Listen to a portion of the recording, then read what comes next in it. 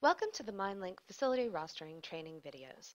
Across the organization, a great number of facilities were created, which caused a great number of difficulties with both rostering hours and reporting of rostered hours.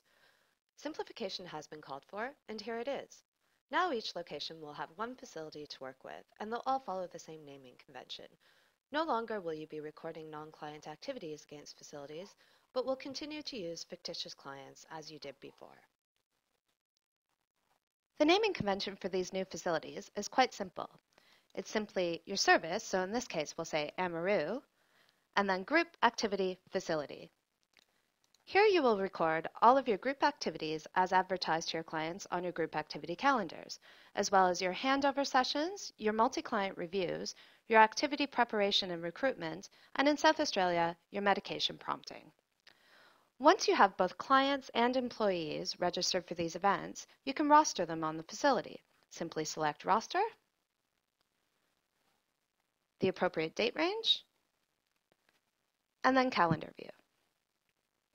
Highlight the block of time that you wish to schedule the activity in, and then right-click and select New Shift. When the roster box opens, enter the name of the facility as the client name.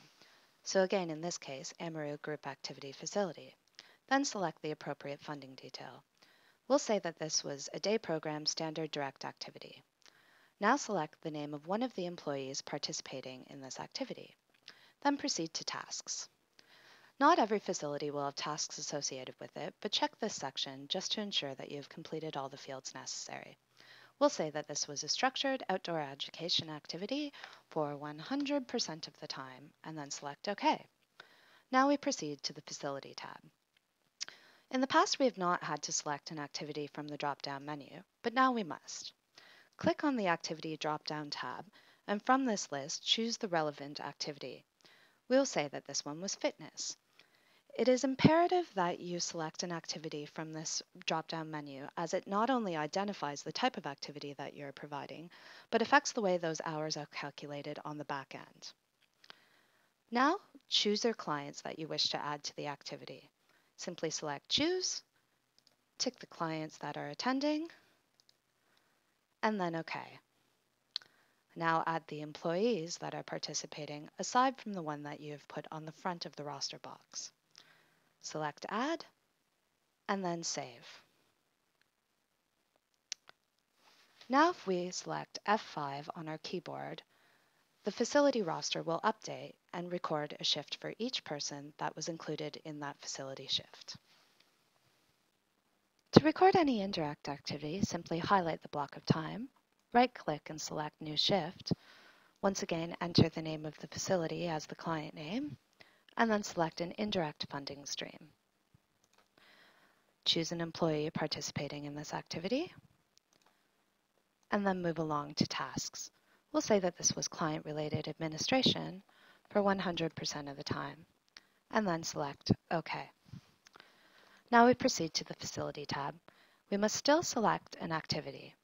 We'll say that this was client-related administration related to an education, vocation, or life skills program. And now we will choose our clients that were indirectly affected by this activity.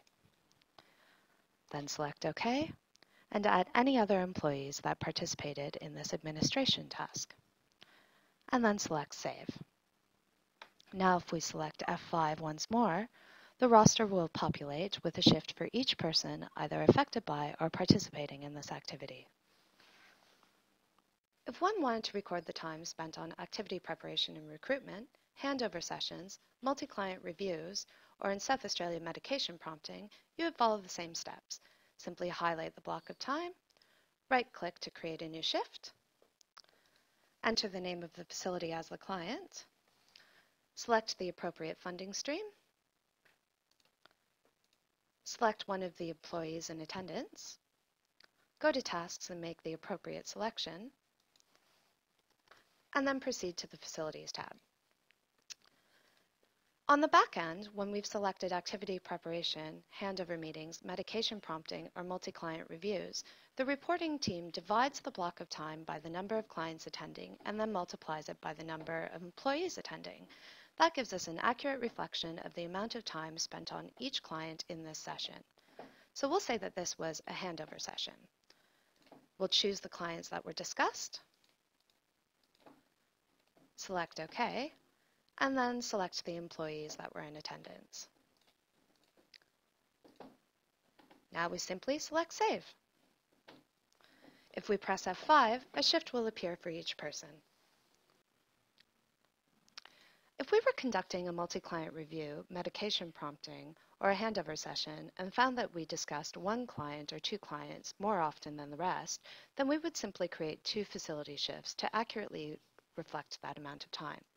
So we create a new shift, enter the facility as the name of the client, select the appropriate funding stream, select one of the employees in attendance, go to Tasks, make the appropriate selection,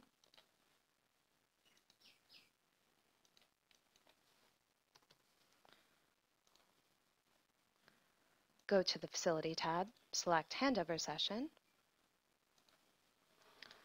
choose the clients that we discussed most often, choose all of the employees that were attending,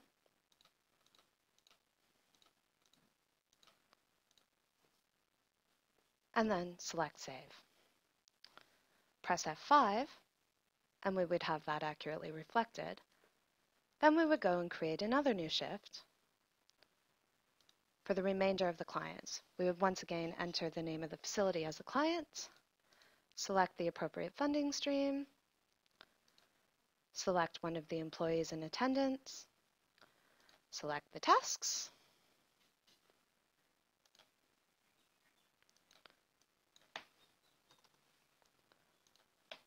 go back to the Facility tab, select Handover Session, choose the remainder of the clients,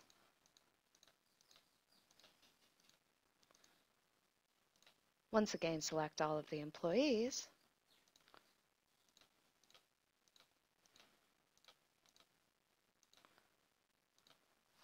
and then select Save. And then once again select F5. Now there will be an accurate reflection of the time spent on each client. If we were dealing with a client that required 2 employees to attend a single session for some reason, we would want to draw a clear link between that on the reporting end. So we would not use a facility. What we would do is go to the Start page, search our client, view their file, go to their roster, and create a shift as normal. We would add the appropriate funding detail and select the name of one of the employees attending. Then simply press Save. Now if we right-click on this shift and duplicate it, we can simply switch the name to that of the other employee attending, select Save, and we'll have 2 shifts which will clearly report that 2 employees were required to attend a session with a single client.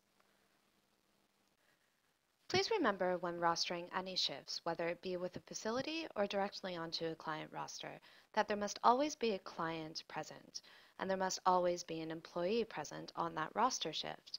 If the shift is missing either a client or an employee, it cannot be reported. Both are required. This concludes the mindlink facility training videos. Thank you for taking the time to view them. If you have any questions concerning the content of these videos, please contact us at the mindlink help desk or search the self-help portal for the facility training documentation that has been posted. Thank you for your time and good luck!